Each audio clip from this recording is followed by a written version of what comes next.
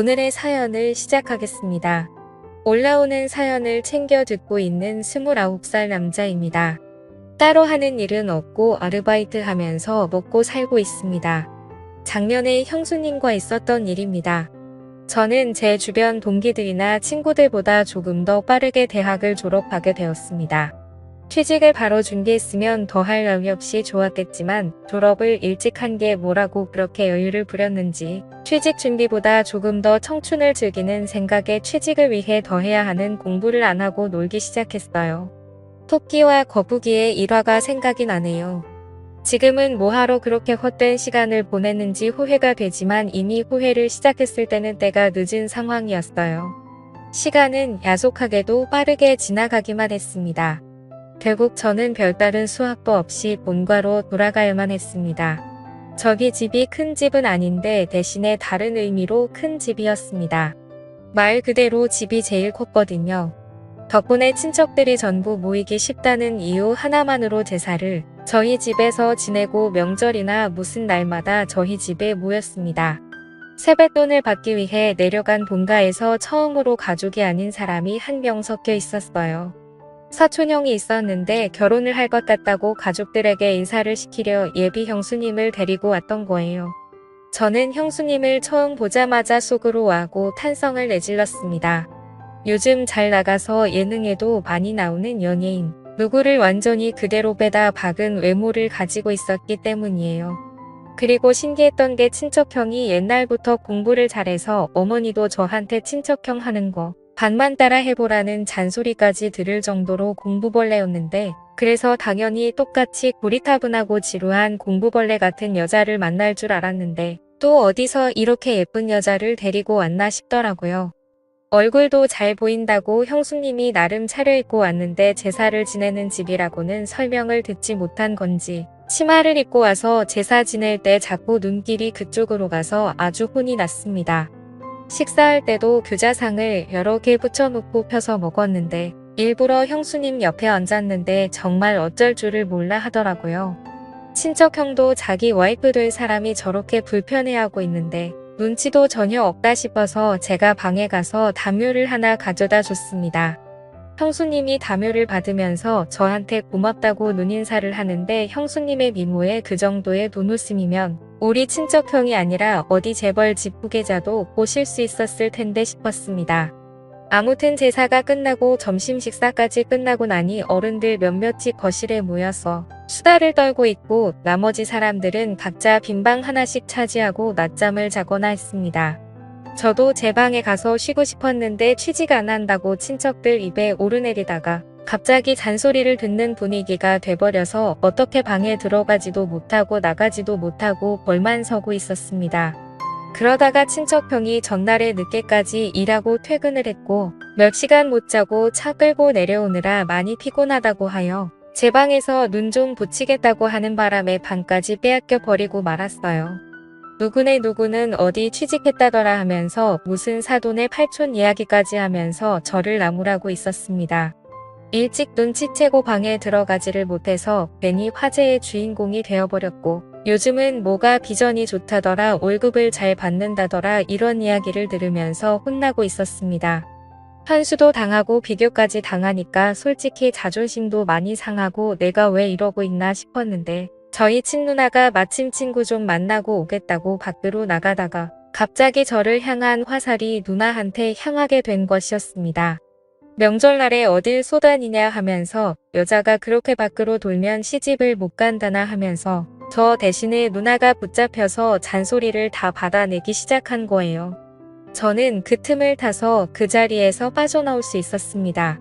괜히 제 방에서 자고 있는 친척형을 깨우는 게 아닌가 싶어서 마침 붙잡혀 버린 누나 방에서 쉬면 되겠다 싶어서 거실에 있는 어른들한테 최대한 들키지 않도록 살금살금 누나 방으로 향했습니다.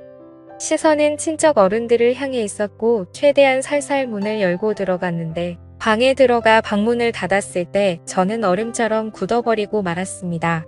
방 안에는 예비 형수님이 계셨고 마침 형수님은 누나가 빌려준 편한 옷으로 갈아입고 있던 와중이었던 거예요. 형수님들이 계시니 괜한 일을 만들까봐 형수님은 제가 들어오는 걸 보고도 놀라서 있을 뿐 소리도 지르지 못하는 상황이었던 거였습니다. 그런데 저도 그 순간에는 당황해서 어떻게 할 수가 없더라고요.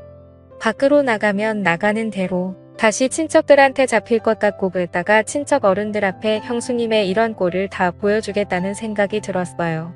그래서 작은 소리로 연신 사과를 한 뒤에 고개를 반대쪽으로 돌려버렸습니다.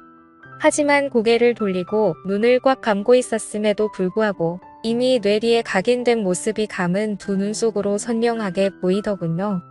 거기에 눈을 감고 들려오는 스르륵거리는 소리가 오히려 그 장면을 상상하게 만들어 버렸습니다.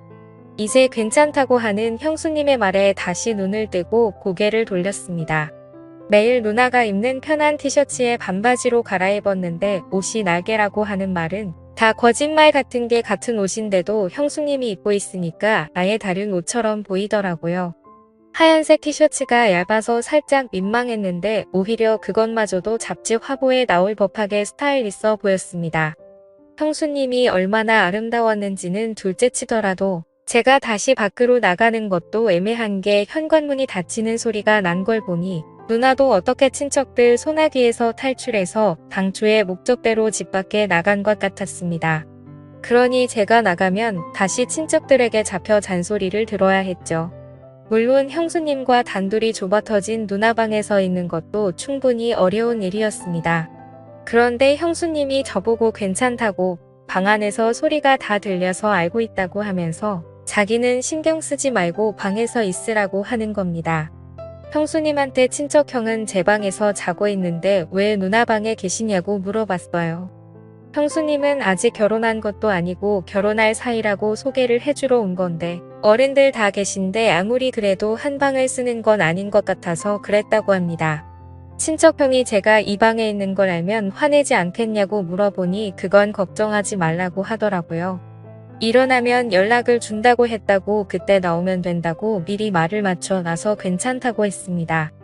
형수님도 가만 보니 먼 길 오느라 많이 피곤해 보였고 편한 옷으로 갈아입은 게 낮잠을 좀 자려고 했던 것 같아서 누나의 침대를 양보했습니다. 저는 바닥에 누워도 된다고 하고 바닥으로 먼저 누워버렸어요. 핸드폰으로 뭐 드라마나 영화 같은 걸 보려고 했는데 도무지 집중이 안 되더라고요. 형수님은 피곤했는지 금방 잠이 들었고 새근새근 숨쉬는 소리가 들리니 그 소리가 너무 신경이 쓰였나 봐요. 예쁜 사람은 잘 때 어떤 모습으로 자는지 궁금해서 살짝 고개를 들어서 형수님을 쳐다봤는데 저를 의식한 건지 제가 있는 방향으로 등을 돌린 채 자고 있었습니다. 그런데 오히려 등을 돌린 채 자고 있으니 뒷모습이 보여서 오히려 터제문과 마음이 둘 다 부풀기 시작했어요. 잡생각이 너무 많이 나서 고개를 돌려버렸습니다. 그러지 않으면 큰 실수를 해버릴 것만 같았어요. 그런데 불편한 건 저만이 아니라 형수님도 불편하긴 매한 가지였나 봅니다. 제가 바로 옆에 있어서 그런가 형수님도 잠에 들지 못하고 있는 상황이었었나 봐요. 이번엔 제가 형수님이 있는 반대쪽으로 등을 돌리고 누워 있어서 형수님이 일어나 있는지 몰랐는데 형수님이 언젠가부터 제 쪽으로 방향을 틀어서 제가 뭘 하고 있는지 봤는가 봐요. 저는 핸드폰을 만지작대면서 영화 하나를 보려고 준비를 하고 있었는데 형수님이 제가 보는 영화를 보고는 그 영화 자기가 좋아하는 영화라면서 아는 척을 하면서 먼저 말을 걸어왔습니다. 피곤하신데 안 주무시냐 물었더니 괜히 저를 배려해준다고 저 때문에 못 자겠다고는 말을 하지 않았고 그냥 서울로 다시 올라가는 길에 차 안에서 자면 될 것 같다고 하면서 아무리 그래도 어른들이 다 계시고 그런데 편하게 잠들 수 없을 것 같다고 말을 하더라고요. 그 말에도 제가 불편할까 봐 헤아려주는 걸 보니 형수님은 참 얼굴도 어쩜 그리 예쁜데 마음씨까지 고운지 여태껏 자라오면서 성적도 항상 좋고 좋은 대학 졸업해서 좋은 회사에 취직한 친척형이었지만 한 번도 부러워해 본 적이 없는데 형수님 같은 여자와 결혼을 하게 된다는 걸 생각하니 처음으로 질투가 다 나더라고요. 아무튼 형수님이 잠을 못 이루고 있는 것 같으니 형수님한테 그러면 영화나 같이 보시겠냐고 물어봤습니다. 누나 방에 컴퓨터가 한 대 있는데 핸드폰을 거기에 연결하면 그나마 조금 큰 화면으로 같이 볼 수 있겠다 싶었거든요. 형수님도 흔쾌히 그러겠다고 했고요. 그렇게 주섬주섬 영화를 보기 위해 세팅을 하고 있는데 앞불사 가장 중요한 게 없더군요. 핸드폰과 모니터를 연결시켜주는 케이블이 제 방에 있다는 걸 깜빡해버린 거예요. 자신있게 영화를 보자고 했는데 가장 중요한 게 없어서 난감해져 버렸습니다. 형수님한테 죄송하다고 케이블이 없어서 영화를 같이 못 보겠다고 말을 하는데 형수님이 케이블 이거 말하는 거냐고 하면서 형수님의 가방에서 제가 필요한 케이블을 딱 꺼내더군요. 구멍에 맞는가 꽂아봤더니 딱 제가 찾는 그 케이블이었습니다. 이런 걸 왜 가지고 다니시냐 물었더니 오늘 내려오는 길에 차 안에서 자기도 영화 한 편 보고 싶어서 가지고 왔다고 하는 거예요. 어떻게 우연히 겹쳐서 다행스럽게 제 핸드폰을 연결해서 형수님과 영화 한 편을 보기 시작했습니다. 형수님은 침대에 누워서 보고 있었고 저는 바닥에 누워서 보고 있었어요. 영화를 보는데 바닥에 누워서 책상 위에 있는 화면을 보려고 하니 몸이 많이 베기더라고요. 그래서 이리 돌아 누웠다 저리 돌아 누웠다 하며 편한 자세를 찾고 있는데 형수님이 그걸 보더니 미안했나 봅니다. 괜찮으니까 옆에 와서 침대에 누워서 보라고 하시더라고요. 그래도 제가 어찌 형수님 옆에 누워 있겠느냐 하니까 형수님이 그러면 자기가 바닥에 누워서 볼 테니 저보고 침대에 올라오라는 겁니다. 그런데 또 그건 그거대로 못할 짓이더라고요. 그래서 하는 수 없이 형수님 옆에 자리를 깔고 누웠습니다. 누나 혼자 쓰는 방이다 보니 침대가 그렇게 큰 편이 아니라서 최대한 멀리 떨어져서 누우려고 했는데도 엄청 가깝게 느껴졌어요. 형수님이 뒤척일 때마다 형수님의 오른쪽 팔과 제 왼쪽 팔이 닿았는데 참 그렇더군요. 가까이 몸을 맞대고 누워있으니 향긋한 향수 냄새도 살짝 올라오고 뭔가 이상한 생각이 자꾸 들어서 저는 하는 수 없이 이불을 덮어서 몸을 가려야만 했습니다. 형수님도 참 과감한 게 아무리 제가 형의 동생이라도 그렇지 너무 저를 동생 취급을 하는 게 아닌가 싶었어요. 저도 취직만 안 했다 뿐이지 곧 30을 바라보는 남자인데 말입니다. 영화가 생각보다 연인 사이가 아닌 남녀가 같이 보기에는 조금 그런 장면들이 많이 나오더군요. 소리를 작게 해놔서 망정이지 밖에까지 들렸으면 오히려 제가 형수님이랑 뭐라도 하는 줄 오해받기 딱 좋은 장면이 나오는 겁니다. 아무리 형수님이 대범해도 그렇지 그 장면이 나올 때만큼은 고개를 돌리고 있더라고요. 장면은 끝날 생각은 안 하고 소리는 더욱더 대담해지는 것 같아서 제가 냉큼 일어나 영화를 꺼버렸습니다. 그리고 저도 모르게 형수님한테 아까부터 계속 미안하다고 사과를 했어요. 형수님도 영화가 꺼지고 나니 괜찮아졌는지 아니라고 방을 뺏어간 오빠가 잘못한 거지 제가 잘못한 거 아무것도 없다고 하고 살짝 웃는데 가지런하고 새하얀 이빨이 보이는데 정말 안 이쁜 곳이 하나도 없는 사람이었습니다. 이쯤 되니까 형으로부터 형수님에게 연락이 왔습니다. 자기 이제 일어났으니 형수님도 준비하고 나오라고요. 다행스럽게도 친척형이 방 안으로 형수님을 데리러 오지 않는 바람에 단둘이 방 안에 같이 있던 건 들키지 않았습니다. 다만 형수님이 방에서 먼저 나가야 하는 상황에서 빌려 입었던 누나 옷에서 형수님이 원래 입고 있던 옷으로 갈아입어야 하는 상황이 발생한 거예요. 또다시 저는 고개를 돌리고 눈을 감고 있었지만 정말 코앞에서 갈아입는 소리가 들리는데 차라리 보고 있는 게 더 괜찮겠다 싶을 정도로 그 장면이 상상이 돼서 아주 말 그대로 죽는 줄 알았습니다. 아무튼 그렇게 자연스럽게 형수님은 누나 방에서 나가고 저도 한참 있다가 방에서 나왔습니다. 아무한테도 들키지 않았으니 둘이서 방에서 보낸 몇 시간은 둘만의 비밀이 되어버린 셈이죠. 그 덕분에 형수님하고 저녁 식사하면서 대화도 많이 나누고 친해져서 서로 전화번호도 교환하게 되었습니다. 제가 서울로 취직을 목표로 하고 있기 때문에 서울에 올라가게 되면 신세 좀 지겠다고 능청스럽게 이야기하면서요. 형수님도 언제든지 도와줄 테니 부담 갖지 말라고 하면서 하루빨리 서울로 올라오라고 하더라고요. 알고 봤더니 형수님도 저랑 똑같이 지방에서 공부하면서 서울에 있는 회사에 합격하면서 서울에는 친구가 거의 없었다고 하더라고요. 그래서 거의 모든 시간을 친척형하고만 보낸다고요. 매일 둘이서만 놀고 있으니 재미도 없고 친척형이 워낙 공부벌레라서 너무 못 놀 때도 있으니 이것저것 가르쳐 주라고 하면서 말이죠. 그래서 저랑 형수님 단둘이서 의기투합해서 저녁 식사가 끝나고 또 식탁에 앉아서 한참 수다를 떨었습니다. 형수님도 이제 더 늦기 전에 출발하는 게 좋겠다고 하고 일어났는데 저 멀리서 보니까 친척형은 거실에서 상을 갈아놓고 삼촌들하고 술판을 벌이고 있더군요. 형수님도 많이 당황한 듯 보였습니다. 형수님은 운전을 못하는 듯 보였고 친척형도 삼촌들에게 주는 술 한 잔 두 잔 받아 먹다가 고개가 풀려버려서 술판이 벌어져 버리고 만 것이에요. 형수님이랑 낮에 방에서 단둘이 잠깐 있었고 저녁 식사를 하고 나서도 둘이서 의기투합을 한 것 때문에 형수님이 혹시 나에게도 관심이 있는가 하는 생각을 했는데 형수님이 형을 많이 좋아한다는 생각이 들었습니다.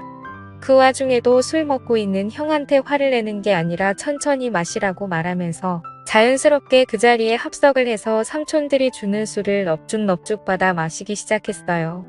삼촌들이 특히 짚어준 게 보통이 아닌데도 그 농담을 다 받아치면서 분위기를 빛내주더라고요. 참 부럽다는 생각이 들었고 저도 나중에 결혼을 한다면 저런 여자랑 해야겠다고 결심까지 했습니다. 그런데 한참 그 장면을 보고 있는데 역시 짚어준 삼촌들이 형수님을 가만둘 리 없었죠. 일부러 어떻게 술에 뻗게 만들려고 술을 쉴 새 없이 연거푸 계속 따라주는 겁니다. 친척형은 많이 마신 것 같아 보이지는 않았는데 벌써 옆에서 뻗어버려 있었고 형수님 혼자서 삼촌들을 상대해야만 했습니다. 그래서 제가 형수님을 도와주려고 옆으로 가서 형수님한테 집중되는 술을 같이 비우기 시작했어요. 정말 대단했던 건 우리 삼촌들이 주량 하나만큼은 누구한테 져본 적이 없을 정도인데 삼촌들이 술에 취해서 거실에 뻗어버릴 때까지 형수님은 그 술을 다 버텨내고 있었던 거예요. 저는 나중에 합류를 했으니 그만큼 술이 덜 취한 상태였고요. 아무튼 삼촌들은 그렇게 그냥 거실에서 재우고 형님하고 형수님을 제 방으로 옮겨서 재우고 저는 그날 외박을 하기로 한 누나 방에서 잠에 들었습니다. 술 기운에 피곤한 몸을 이끌고 누나방 침대에 누워서 눈을 좀 붙였어요. 그래도 낮 동안 형수님이 누워있다고 침대에서 형수님의 향수 냄새가 살짝 배어있는 듯 했습니다. 그렇게 술 기운에 잠이 들었는데 인기척이 느껴져서 잠에서 깨고 말았습니다. 뭔가 싶어서 숨을 죽이고 있었는데 몇 개 느껴졌던 형수님의 향수 냄새가 강하게 나는 겁니다. 고개를 돌리니 제 옆에 형수님이 누워 있었어요. 형수님도 술 기운이 많이 올라있는 듯 보였고 분위기를 보아하니 화장실을 다녀왔다가 방을 착각해서 낮 동안 한참 있었던 누나 방으로 돌아온 것 같았습니다. 나란히 누워 얼굴이 가까이 있으니 형수님이 코로 숨쉬는 콧김까지 생생하게 전해져 오더라고요. 형수님의 숨결에 술 냄새가 강하게 섞여 기분이 더욱 더 이상해졌어요. 참 아름다운 사람이구나. 왜 친척형을 만나지 이따금씩 아까부터 생각한 의문이 계속해서 들더라고요. 저랑은 나이차도 별로 나지 않으니 아무리 연상의 여인이라도 저를 먼저 만났으면 어떻게 됐을까 싶은 묘한 질투심도 가지고 있었던 상황이고 말입니다. 더 있으면 무슨 일이 생길 것 같아서 한참을 고민하다가 방에서 나와 삼촌들이 뻗어있는 거실 한 구석에서 저도 잠에 들었습니다. 다음 날 아침이 돼서 형수님은 전날 밤의 상황을 기억을 못하는 듯 했어요. 삼촌들은 새벽 6개 깨서 이미 다 돌아갔고 친척형과 형수님도 같이 돌아갈 채비를 하더군요. 이대로 보내면 언제 또 만나나 싶은 생각이 들었습니다. 친척형은 그렇다 쳐도 딱 하루 같이 있었을 뿐인데 형수님을 한동안 못 본다는 생각을 하니 너무 서운하고 아쉬웠어요. 그렇게 친척형 내를 보내고 저는 다시 누나 방으로 들어왔습니다. 제 방도 있었지만 형수님이 벌써 보고 싶어져서 방 안에 남아있는 형수님의 잔향이라도 맡아보려 들어왔어요. 그런데 벼랑간 제 핸드폰이 울리더군요. 형수님이었습니다. 내용은 얼른 취직하라고 그리고 서울에서 보자는 말이었어요. 그리고 형수님이 덧붙인 말은 얼른 서울에 와서 어젯밤에 왜 그냥 나갔냐고 하는 겁니다. 취했다고 생각했던 형수님은 사실 제정신이었던 거고 저는 굴러 들어온 기회를 제 발로 차버리고 말았던 거예요. 아무튼 그 말이 계기가 되어서 저는 엄청나게 공부를 하게 되었고 원하는 대로 서울에 취직을 하게 되었습니다. 마침 회사도 형수님 내 신혼집과 가까워서 친척형이 출장을 간 날에는 형수님과 둘이서 서로의 마음을 확인하고 연인처럼 함께 시간을 보냈어요. 아직도 가족들에게는 비밀로 하고 형수님과는 종종 만나고 있습니다. 꼬리가 길면 밟힌다는 말이 있는데 들킬 땐 들키더라도 저는 이 관계를 쉽게 끊고 싶지는 않네요. 형수님도 딱 이 정도 사회까지만 원하는 것 같아서 그런 부분은 조금 많이 아쉽습니다. 형수님이 언제든 저를 선택할 결심이 서면 저는 그때는 제 모든 걸 걸어서라도 형수님을 행복하게 해주려고 하는 생각입니다. 지금까지 제 사연을 들어주셔서 감사드립니다. 구독과 좋아요 부탁드려요. 감사합니다.